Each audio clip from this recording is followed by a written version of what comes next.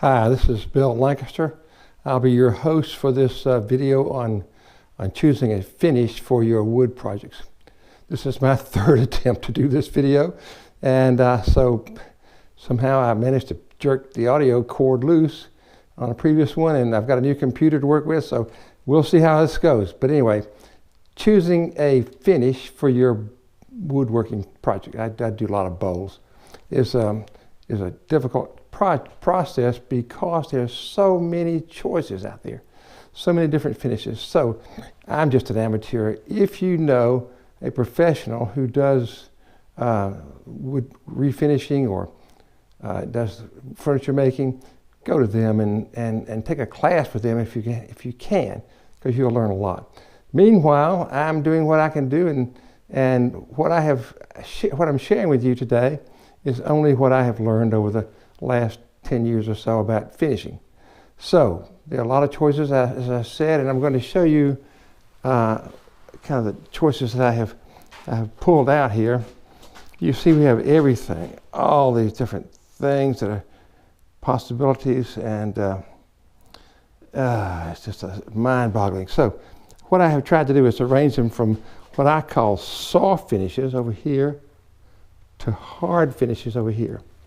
So on the soft finish line, we've got things like Mahoney's walnut oil. This is a great product. So you can see I've used it a lot. It'll dry faster than walnut oil you can buy in the grocery store. There's also things like butcher block oil. And you can buy this cutting board oil. They're all soft finishes. And they don't necessarily, they have to be renewed, and they don't necessarily give you a waterproof finish. Here's the Libron oil, which is a tung oil. I'm also going to say that we can use paraffin. In France, I was able to take a woodworking class at École Escalin in France, and in France they use paraffin, and I'm sure it was a paraffin cut down with some mineral oil and probably melted and mixed together. So paraffin's another thing that we don't use a whole lot over here in America, but that's a good finish. So here's some other products. Pure tung oil and boiled linseed oil. You got to make sure it's boiled or it won't dry. Here's another tung oil product.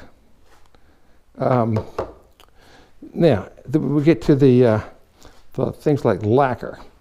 Lacquer and shellac, you'll notice they both have the word lac in them. That's because they come from the lac.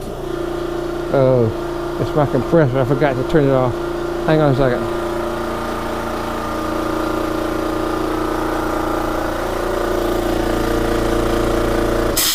Yeah. Okay, let's try this again. Lacquer, a lot of folks use lacquer and spray it on, and they have even some special drying areas for lacquer. That's a good product. Shellac is another one, and you can get it in a spray can like this from Zinsser, or you can make your own shellac, which I have done, which is this stuff right here. You make it from shellac flakes, and this is done in grain alcohol. You can do it in denatured alcohol. My friend said, yeah, you're buying grain alcohol so you can make shellac, right? Yeah. Well, I did make shellac, and this is a stuff called Zinsser's sanding sealer. But if you look at the label, it's 100% wax-free shellac. So it's another shellac product. And then you get to the hard finishes like Minwax polyurethane. That's a great product, and it's been around for a long time, and you can use polyurethane by itself or do the 3-2-1 kind of mixture. It's a wipe-on polyurethane product. If you want a clear finish that will not yellow in any way, use this polyacrylic from Minwax. The only problem with it is it's water-based, so it's going to raise the grain. You're going to have to do a little sanding afterwards. I often do sanding between coats anyway. So there are those things. This is a special kind of steel wool. This is Liberon brand of steel wool. It says it's 4/0, but it's actually a little bit finer than that. So I have that. That's something else I've learned to use. My go-to product, which I finally decided on, is a hard finish, and it's called Waterlox. And I don't have a Waterlox can, because if you have Waterlox in a can, it will dry up on you, and pretty soon it will lose its drying properties, and it won't be any good. So it's expensive stuff. So I use this stop-loss bag. And with the stop-loss bags, you can put the Waterlox in here and keep it from drying out on you. You can also put it in a clear container and just put water in the bottom of it. The water and the Waterlox will not join; they will separate, and then you can use the Waterlox off the top. The last product I'm going to show you here is this. This is the beeswax and pumice mixture. And so I've got another video on how you make this stuff. It's pretty simple. It's just a beeswax compound. And so what I'm going to do is I have put, after I've told you that my go-to finish is the Waterlox, I've thrown you a curve because this bowl is really it's Paduke or maybe Red Heart. I've forgotten what it is. But I put a coat of tung oil on it, which made it wonderfully dark and red. And I put one coat of wax on it, the beeswax, in a previous video. I'm going to do it again just so I can show you. But you take this is the beeswax concoction. You use one of these little 3M pads, and you can apply it. I'm going to get this lathe. Always turn the lathe down to 0 to start with, and then run the speed up. I run it about 400. You don't have to run it that fast, just to apply a little of this wax to it. Actually, you can apply this wax without the lathe spinning at all. I'm trying not to get it in these grooves. See those nice grooves I've made on this bowl with a little Robert Sorby. What do you call that thing? It's a Robert Sorby spiraling tool. So I have done that, and I don't want this wax to get down to those grooves. So I'm not going to put the 3M product right on it. I'm going to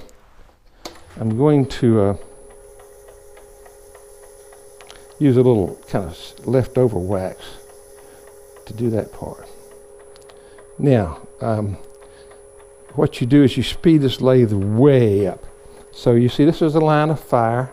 If it comes off, it's going to come off there. I'm standing out of the line of fire. I'm over here. So I'm going to speed this lathe up to its fastest setting, which is the fastest setting on a low belt. And I'm going to just kind of polish this thing. So I'm going to buff it rather. This blue towel is supposed to be softer than a white towel, so use the blue towels to do this process with.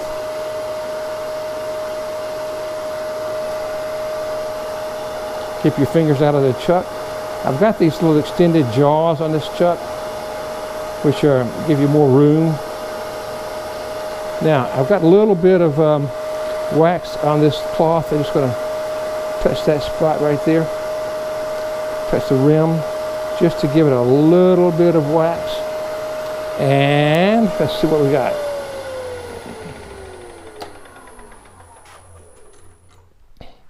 I still got a little bit of grain bust out here. I'm going to take this inside and let the wax dry overnight. It looks pretty darn good, actually, especially on this outside part. Okay, we'll take this off.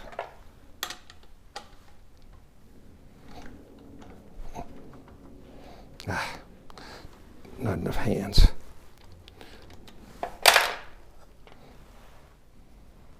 So, that's what I know about finishes. So you got your soft finishes, you got your hard finishes. you've got some in-between stuff. This, where is it? I didn't tell you about what Danish oil. Danish oil is a kind of a resin finish, and I have an architect friend who swears by this stuff. He turns wet bowls, and then he puts Danish oil on them, about 4 or 5 coats, one coat per day, and he says it seals